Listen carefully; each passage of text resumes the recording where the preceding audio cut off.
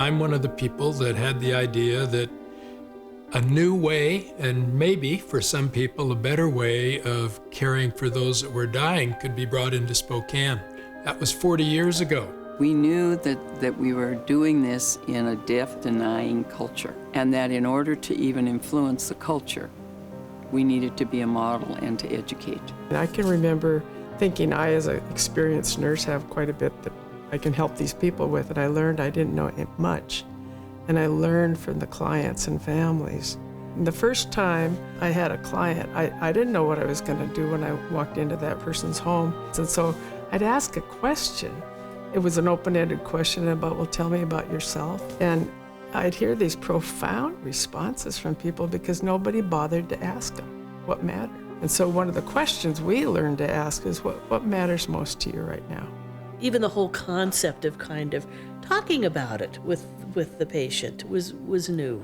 And in many cases, the patient was more comfortable than the family. You know, many of them needed to talk. We had the vision that the people we cared for, that in our society at that time were not considered to be fully alive because they were labeled as dying. We knew they were every bit as alive as we were. Hospice goal from the beginning till today has been to help each person live today as fully as they can, because it's the only day of their life. I never imagined it would become what it has become, which is just absolutely incredible. I just thought it would grow into more of the same, you know, kind of a volunteer organization, but never imagined it would become as accepted and even develop into hospice houses to give people respite. And it's just, this is beyond what I ever imagined. And it's just, does my heart good. It's been the mission to serve people, and I love that about our organization. We are true to ourselves and we are true to the community, and we're very inclusive of all people. We serve everyone in our community. We serve people of all socioeconomic backgrounds, and we serve all ethnicities and religious preferences, and we just really work hard to customize care to meet the individual unique preferences that people have.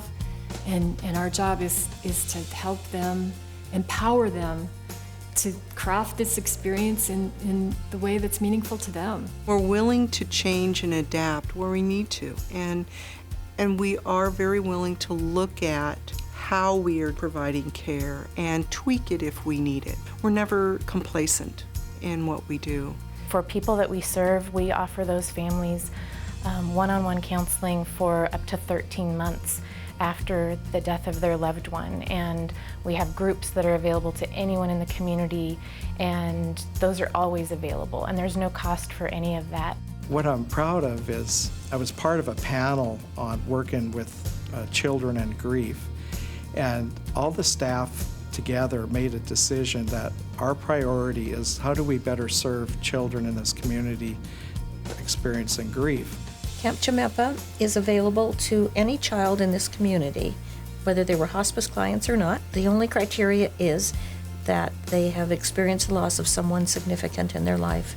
There's no charge for Camp Jamaica, and many kids get to go who probably ordinarily wouldn't be able to afford that luxury.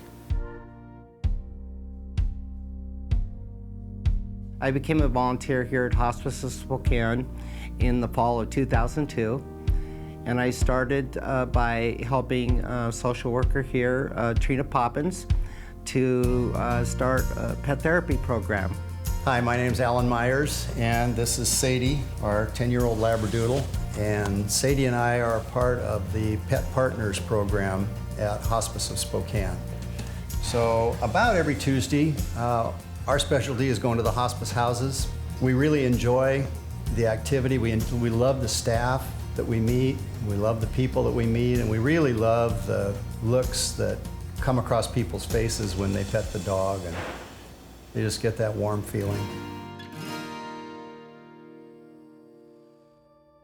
Every single decision that we make regarding patient care is driven by the patient. We focus on what's best for the patient and the family. We don't look at anything that's best for Hospice of Spokane. It's all patient-driven. Best thing about my job is that I get to learn from the people that I serve. Sure, there's lots of giving, but there's so much learning. It comes back to me. You know, we're compassionate, we're service-oriented. We want people to have a good experience as their days wind down. We want families to be in love with each other when things have been broken over the years. And we try to facilitate those things so that the last days are the best days. I think the joy comes from just being able to be there and assist people in any way you can. At a time that's very intimate, very personal, and oftentimes, you know, very overwhelming.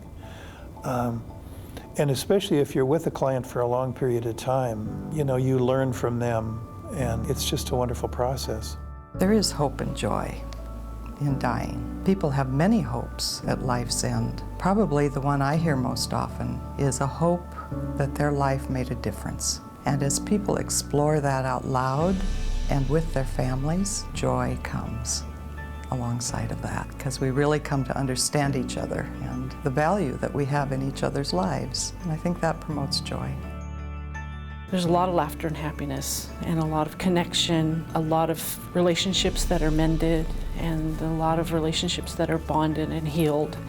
And families come together at the very end, and it can be a lot of laughter and happiness. I think the end of life for a lot of people is a mystery. Having a team there, having a group of people who's willing to just hold your hand while they take care of other things is just the amazing part of hospice, because you don't have to be the caregiver. You can be the son, the daughter, the spouse, the child.